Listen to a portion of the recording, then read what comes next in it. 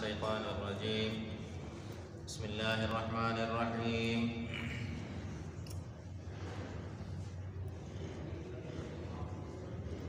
ويعبدون من دون الله ما لا ينفعهم ولا يضرهم ويقولون هؤلاء شفعاؤنا عند الله قل أتنبئون الله بما لا يعلم في السماوات ولا في الأرض سبحانه وتعالى عما يشركون.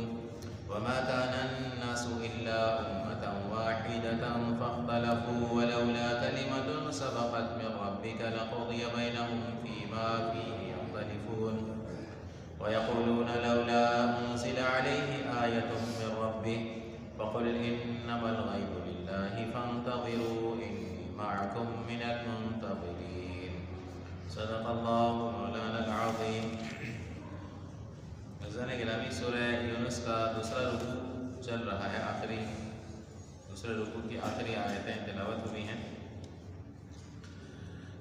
اب حضرات کے علم میں ہے یہ بات کہ اللہ تبارک و تعالیٰ نے مکی صورتوں میں مکے کے لوگوں کو زیادہ تر خطاب فرمایا ہے، اور مکے کے لوگ اس وقت اللہ کے علاوہ اللہ کے نیچے بہت سارے خداؤں کو مانتے تھے، بہت ساروں کو مختار کل بنا رکھا تھا. قرآن پاک کا ترجمہ پڑھنے والا، قرآن پاک کی تفسیر سمجھنے والا، بشرطے کہ وہ تفسیر سابقین علماء کی ہو، موجودہ دور کے کسی مجدد کی تفسیر نہ ہو. اسلاف کی جو تفسیر آدمی پڑھ لے ایک دفعہ، وہ کبھی بھی شرک نہیں کر سکتا. یہ بات ذہن میں رکھیں. ہماری سب سے بڑی کمزوری یہی ہے کہ ہم لوگوں نے قرآن سے دوری اختیار کی ہوئی. قرآن مجید اگر پڑھتے بھی ہیں تو صرف الفاظ. اور عجیب بات ہمارے معاشرے میں، عجیب بات یہ چل پڑی ہے کہ جو آدمی قرآن مجید کو پڑھتا ہو اچھی آواز میں، کچھ بھی نہ سمجھتا ہو، وہ ہمارے ہاں بہت بڑا ویلیو رکھتا ہے. قاری صاحب ہیں، حافظ صاحب ہیں. حالانکہ اصل حافظ یا قاری اس کو کہا جاتا ہے جو قرآن مجید کے علوم کو بھی سمجھتا. قاری یا حافظ تو عربی کی چیز ہے نا، ہماری اردو زبان کے الفاظ تو نہیں ہیں. اور عربی میں قاری یا حافظ اس کو کہا جاتا ہے جو قرآن مجید کو سمجھ کر پڑھتا ہو، جس کو قرآن مجید کا کم سے کم ترجمہ تو معلوم ہوتا ہو. تو ہم لوگ قرآن مجید سے دور رہنے کی وجہ سے کئی توہمات کا شکار ہیں. اللہ کے سوا کئی لوگوں کو ہم نے، زندوں کو، مردوں کو، مختار کل، عالم الغیب، ہر چیز کی خبر رکھنے والا بنایا ہوا ہے. قرآن پاک کا ترجمہ صرف ایک آدمی پڑھے. آیت سنیں، اللہ کیا فرما رہے ہیں کہ وَيَعْبُدُونَ مِن دُونِ اللَّهِ مَا لَا يَضُرُّهُمْ وَلَا يَنفَعُهُمْ، کہ یہ لوگ عبادت کرتے ہیں، پوجا کرتے ہیں اللہ کے نیچے ایسی چیزوں کی جو نہ تو انہیں نقصان دے سکتے ہیں نہ نفع دے سکتے ہیں، اور کہتے ہیں کہ یہ ہمارے سفارشی ہیں اللہ کے پاس. اب قرآن تو کہتا ہے کہ یہ لوگ یہی کرتے ہیں. اب اگر کوئی کہتا ہے کہ نہیں میں تو نہیں کرتا، میں تو قبر کے آگے جاتا ہوں، جھکتا ہوں، سلام کرتا ہوں، نیاز پیش کرتا ہوں، میری یہ نیت نہیں ہے. قرآن تو یہ کہہ رہا ہے کہ تم لوگ یہی کرتے ہو، یہ تم عبادت کر رہے ہو. قرآن نے تو اس کو عبادت کہا ہے. اور کہتے ہیں کہ ہمارے سفارشی ہیں. تو آپ جواب میں ان سے کہہ دیجئے کہ کیا تم اللہ کو ایسی چیز کی خبر دے رہے ہو جس کا اللہ کو بھی علم نہیں ہے کہ ایسی چیز کوئی زمین اور آسمان میں ہے؟ اللہ تو بہت بڑی پاک اور اونچی ذات ہے. اللہ فرماتا ہے کہ مجھے تو پتا ہوتا کہ میری سفارش کرنے والا کون ہے، میرے علاوہ کوئی نقصان نفع دینے والا کون ہے. خدا فرماتے مجھے تو پتا ہوتا نا، میں ہی نہیں جانتا. یعنی اللہ کو یہ معلوم نہیں کہ خدا کے سوا کوئی اتنا طاقتور ہے کہ جو زبردستی سفارش کرے، جو زبردستی اپنی بات چلائے. اللہ کسی کو موت دینا چاہے اور وہ اس کو بچا لے گئے. 12 سال کی ڈوبی ہوئی کشتی کو دوبارہ تیرا دے زمین پر ڈھول ڈھماکوں کے ساتھ. سنیں یہ واقعات من گھڑت لوگوں کے، ہمارے جاہل عوام کو گمراہ کرنے کے لیے. بہرحال اللہ کی توحید کو ماننا جس طرح ضروری ہے، اسی طرح شرک سے بری ہونا بھی ضروری ہے. دو چیزیں لازم ملزوم ہیں.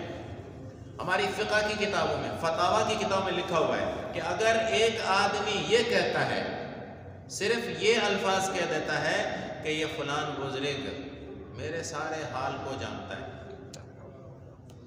صرف اتنا کہہ دے، اس سے وہ ایمان سے نکل گیا، ایمان گیا اس کا۔ صرف یہ کہتا ہے کہ فلان بزرگ کو میرے سارے حالات معلوم ہیں، جو زندہ برابر میں بیٹھا ہے وہ نہیں جان سکتا، لیکن جو مر گیا اس کو صدیاں بیت گئیں، وہ یہاں موجود بھی نہیں ہے، وہ سارے حالات جانتا ہے۔ اس کو پتہ ہے کہ یہ میری 11ویں دینے والے بزرگ یہ لوگ ہیں، میں ان کی دکان کو بند نہ کروں، دکان چلتی رہے، یہ میری 11ویں دیتا ہے تو میں اس کی روزی میں برکت کی سفارش کروں۔ سفارش کی بات ہے، ہؤلاء شفعاؤنا عند اللہ، یہ کہتے تھے کہ ہم اللہ کے پاس نہیں پہنچ سکتے، کیونکہ ہم تو عبادتوں کا کہتے ہیں نا، ہم تو کہتے ہیں بھائی ہم نہیں چھڑوا سکتے۔ اللہ کے نبی خود فرما رہے ہیں لا املک لکم ضرا ولا نفعا، قرآن کہتا ہے کہ اللہ کے نبی کی زبان سے یہ الفاظ نکلوائے گئے کہ آپ کہہ دو کہ میں تو کسی نفع یا نقصان کا تمہارے کا مالک نہیں ہوں، میرے اختیار میں تمہارا نفع یا نقصان نہیں۔ اللہ کے نبی سے بڑی کوئی ذات ہے دنیا میں؟ مخلوقات میں اللہ تعالیٰ کی جتنی مخلوق ہے، فرشتے، جبرائیل، میکائیل، اسرافیل، جتنے بھی انسان دنیا میں، ان سے سب سے بڑی ذات، سب سے بڑی محترم ذات، سب سے بڑی بابرکت ذات اللہ کے نبی پاک صلی اللہ علیہ وسلم کی ہے۔ وہ تو خود فرما رہے ہیں قل لا اعلم الغیب لو کنت اعلم الغیب لاستکثرت من الخیر، اللہ کے قرآن کے الفاظ ہیں، اللہ کے نبی سے کہلوایا گیا کہ آپ کہہ دیجئے کہ اگر میں غیب کی خبریں، میں کل کی خبریں جانتا ہوتا تو میں اپنے لیے کوئی نقصان اپنے قریب ہی نہ آنے دیتا، حالانکہ مجھے نقصان ہوتے ہیں۔ اللہ کے نبی پاک صلی اللہ علیہ وسلم کی لا علمی میں 70 صحابہ کرام کو لے گئے کافر، 70 کے 70 کو شہید کروا دیا۔ اللہ کے نبی پاک صلی اللہ علیہ وسلم جانتے پوچھتے، نعوذ باللہ، جانتے پوچھتے اللہ کے نبی نے روانہ کر دیا 70 قرا، وہ حدیث میں جو آتا ہے 70 قرا تھے۔ بیر معونہ کا واقعہ بخاری شریف میں، حدیث کی تمام کتابیں مذکور ہے کہ 70 علماء تھے، دن کو وہ لوگ لکڑیاں جمع کر کے بیچتے، اسی سے اپنا کھاتے، اور رات کو مسجد نبوی پوری ان کی عبادت سے معمور ہوتی۔ ایسے 70 آدمیوں کو حضور نے ایک قبیلے کے کہنے پر وہ آئے کہ ہمیں مبلغین کی ضرورت ہے، ہمیں ایسے آدمی چاہیے جو ہمیں دین سکھائیں۔ رسول اللہ صلی اللہ علیہ وسلم 70 آدمی ان کے ساتھ روانہ کر دیے، اور 70 کے 70 قتل ہو گئے۔ اللہ کے نبی فرماتے ہیں اگر خیر غیب کی خبریں میں جانتا ہوتا تو مجھے تو کوئی نقصان نہ پہنچتا، مجھے تو کوئی تکلیف ہی نہ پہنچتی، مجھے پہلے سے پتا ہوتا۔ اللہ کے نبی پاک صلی اللہ علیہ وسلم سے بڑی کوئی ذات دنیا میں نہیں۔ اب جاہلوں کو گمراہ کر کے کہتے ہیں کہ جی دیکھو نا، وزیر اعظم تک پہنچنا بڑا مشکل ہے، ضرور درمیان میں واسطے ہوں گے، کسی واسطے سے ہم پہنچیں گے، اس کے بغیر ہم کیسے پہنچ سکتے ہیں؟ سیڑھی کے بغیر چھت پر کیسے پہنچ سکتے ہیں؟ اللہ کو ان لوگوں نے اتنا مجبور سمجھا ہوا ہے کہ اللہ کو ہمارے حالات کا پتہ ہی نہیں لگتا جب تک کہ ہم سیڑھی نہ استعمال کریں۔ اللہ فرماتا ہے نحن اقرب الیہ من حبل الورید، میں تو تمہارے دل کے بھی قریب ہوں، تمہاری شہرت کے بھی تم سے قریب ہوں، اور ہم سمجھتے ہیں اللہ دور ہے، سیڑھی چاہیے۔ اللہ تبارک و تعالیٰ کو ہم سے کوئی خوف تھوڑی ہے، اللہ تبارک و تعالیٰ تو براہ راست بندوں کے مشکلات حل کرنے کا منتظر رہتا ہے کہ بندہ آئے میرے پاس مشکلات لے کر۔ بہرحال نبی کریم صلی اللہ علیہ وسلم جب آخر عمر میں بیمار تھے، اما عائشہ صدیقہ رضی اللہ عنہ فرماتی ہیں کہ رسول اللہ صلی اللہ علیہ وسلم اپنے منہ پر چادر اوڑھ لیتے، پھر جب گھٹن ہوتی تو پھر چادر اتار لیتے۔ بخار، سخت کیفیت تھی بخار کی، سر میں شدید درد تھا، تو کچھ ازواج مطہرات ساتھ میں بیٹھی ہوئی تھی، اما عائشہ فرماتی ہیں کہ رسول اللہ صلی اللہ علیہ وسلم اسی حال میں اپنے چہرے انور سے چادر ہٹائی اور فرمایا لعن اللہ الیہود والنصارى اتخذوا قبور انبیائہم وصالحیہم مساجدا۔ فرمایا اللہ نے یہودیوں اور عیسائیوں دونوں پر اللہ نے لعنت کی کہ ان لوگوں نے انبیاء اور اپنے صالح لوگوں کی قبروں کو سجدہ گاہ بنایا، ان کی قبروں کی پوجا پاٹ کی۔ عرق گلاب سے دھو قبر کو حضرت جی ہے نا، عرق گلاب سے دھویا جاتا ہے، پھر اس پانی کو تبرکاً اپنے جسم پر لگایا جاتا ہے۔ پتھر کو پوجنے والے نہیں ہو تو کیا ہو تم؟ حضرت جی تو اندر پڑے ہوئے، ان کے اوپر رکھے ہوئے پتھروں کو دھوتے ہو عرق گلاب سے، غسل دیتے ہو، ان کے اوپر قیمتی کپڑوں کی چادریں چڑھاتے ہو، ان پر ہاتھ رکھ کر اپنے سینے پر ڈالتے ہو، آخر کیا تو علاج ہے اس پتھر میں؟ آخر یہ پتھر تمہیں دیتا کیا ہے؟ بیماری یہاں پڑی ہوئی ہے، بیماری یہاں پڑی ہوئی ہے کہ قبر کو ہاتھ لگا کر پچھلے پاؤں لوٹنا ہے، پیٹھ نہیں دینی۔ مسجد سے نکلتے وقت کوئی یہ کام نہیں کرتا۔ اللہ کا گھر ہے، اللہ نے اپنا مسجد کو اپنا گھر کہا ہے، اس کو تو پیٹ دینا جائز ہے، لیکن قبر کے اوپر جو پتھر رکھے ہوئے ان کو پیٹ دینا بھی جائز نہیں۔ قبر والا تو نیچے ہے بھائی، قبر والا تو اوپر نہیں پڑا ہوا نا، وہ تو کرسی پہ نہیں بیٹھا ہوا، وہ تو زمین کے اندر ہے، اور تم نے اس کی قبر کے اوپر رکھے ہوئے پتھروں کو بھی پیٹ دینا حرام سمجھا ہوا ہے۔ کوئی ہم جیسا جائے اور پیٹ دے تو پکڑ لیتے ہیں، کہتے ہیں یہ تم وہابی ہو کیا؟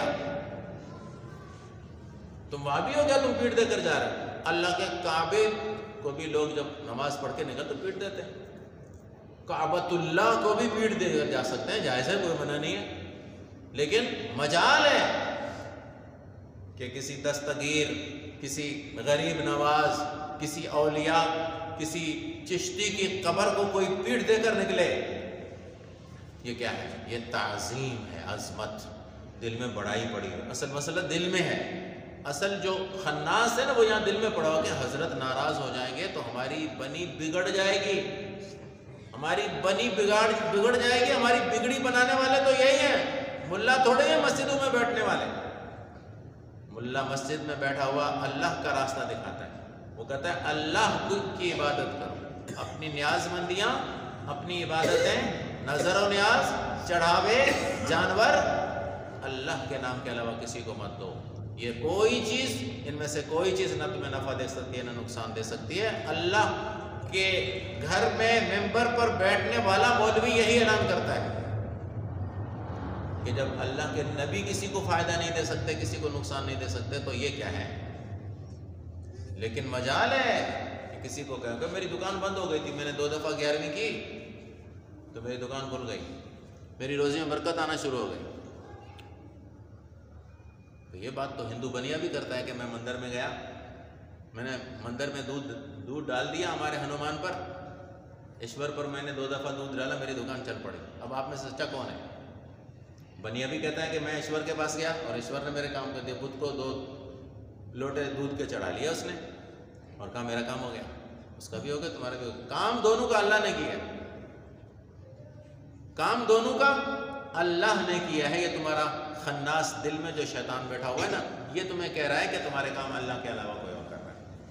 اللہ کے سوا کوئی مختار کل نہیں، اللہ کے سوا کوئی نفع دینے والا نہیں، اللہ کے سوا کوئی نقصان دینے والا نہیں، اللہ کے سوا کوئی ہمارے دلوں کے راز کو نہیں جان سکتا، اللہ کے سوا کوئی سجدے کے لائق نہیں، اللہ کے سوا کوئی جھکنے کے تعظیم کے لائق نہیں، اللہ کے سوا کسی کی جانی، مالی یا زبانی عبادت نہیں کی جائے گی۔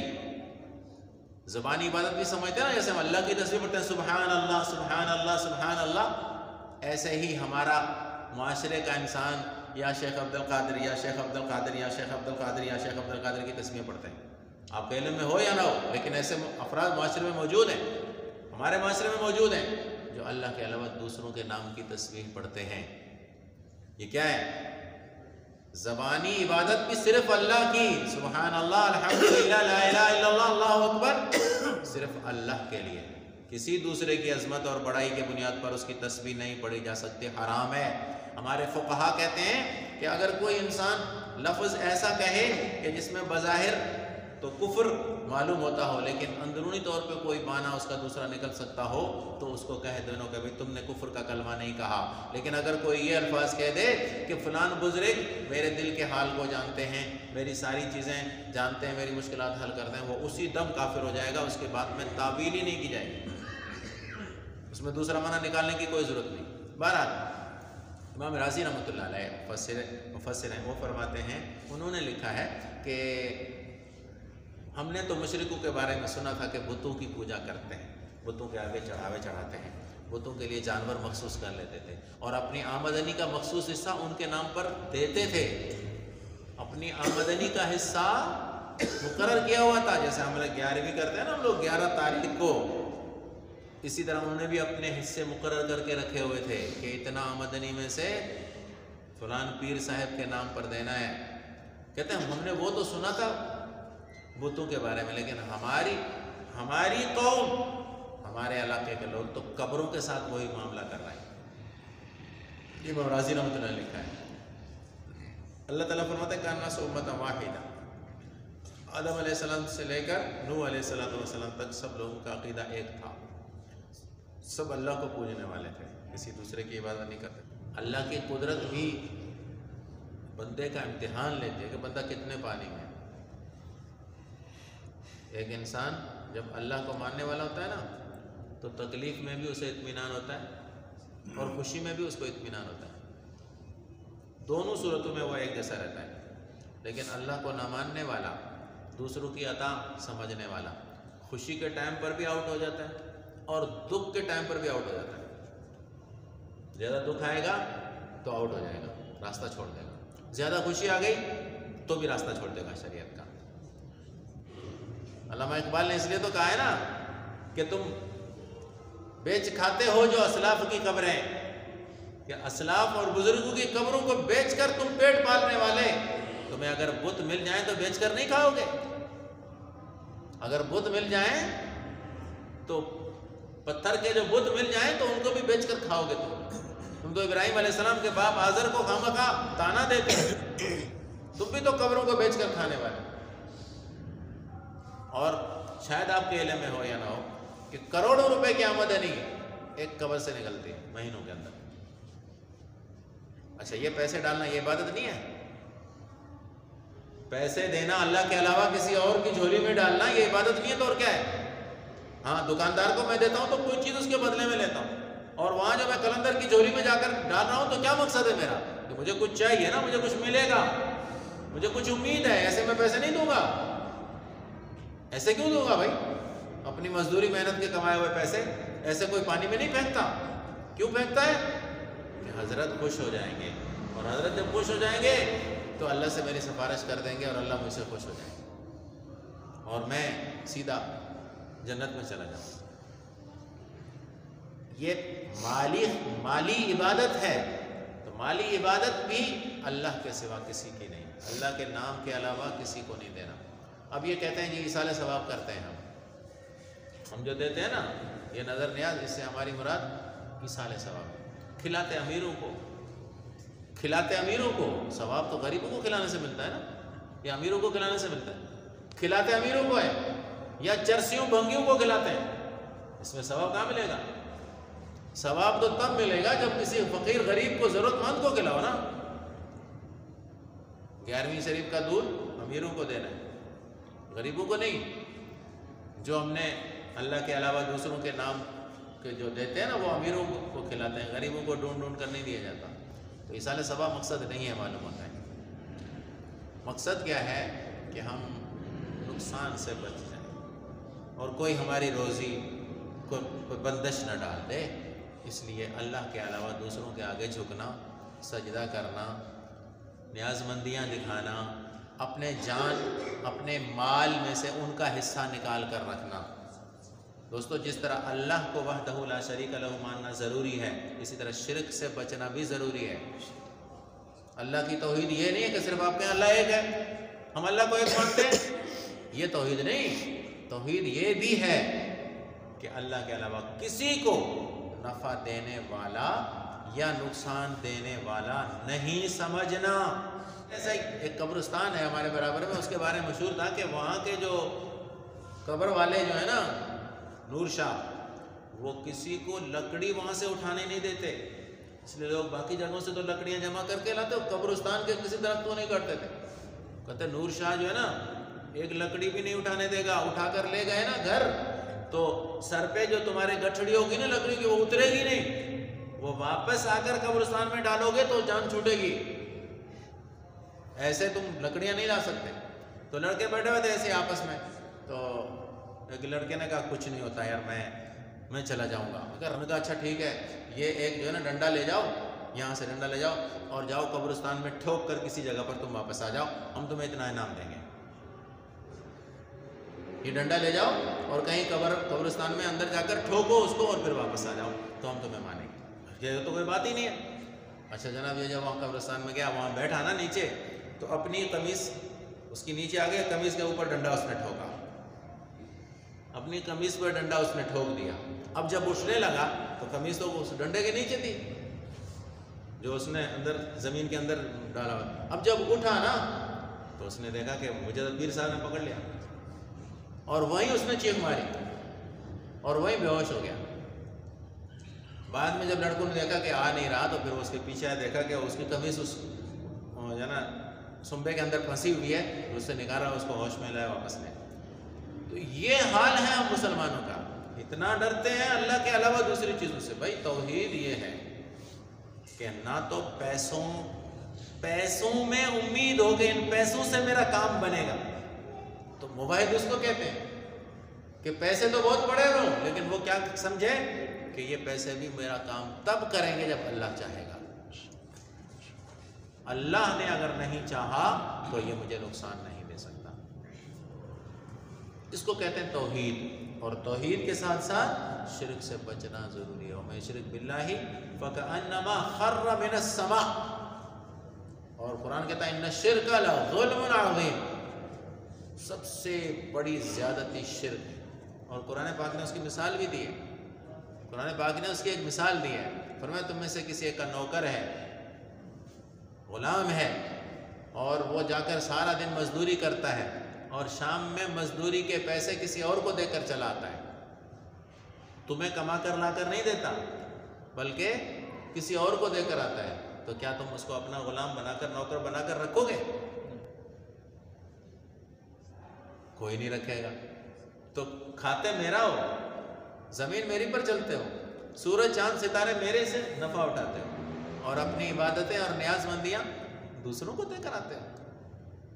نہیں, یہ آسمان و زمین, سورج چاند ستارے ہمیں بنا کر دیں کہ میری عبادت کرو اور ہم دوسروں کی عبادت کر رہے ہیں. اللہ نے فرمایا مجھے پوچھو, میرے سامنے جھکو, یہ سارا سامان میں نے تمہارے لیے کیا لیکن ہم دوسروں کے پیچھے.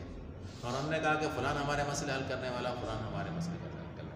یاد رکھیے گا یہ شرک ہے اور یہ ہماری سفارش کرنے والے ہیں. یہ خدا تھوڑی ہیں, اللہ نہیں ہے, خدا نہیں ہے. بڑا تو خدا اللہ ہے لیکن یہ تھوڑا بہت اختیارات ان کے پاس ہیں. اللہ نے ان کو اختیارات دی. یہی تو شرک کہا ہے قرآن نے, اسی کو تو شرک کہا گیا.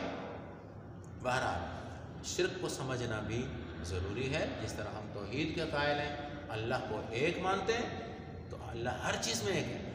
عبادت میں, سجدے میں, اپنے اختیارات میں ایک اللہ ہے. کسی کو یہ اختیارات اللہ نے کسی دوسرے کو نہیں دیے.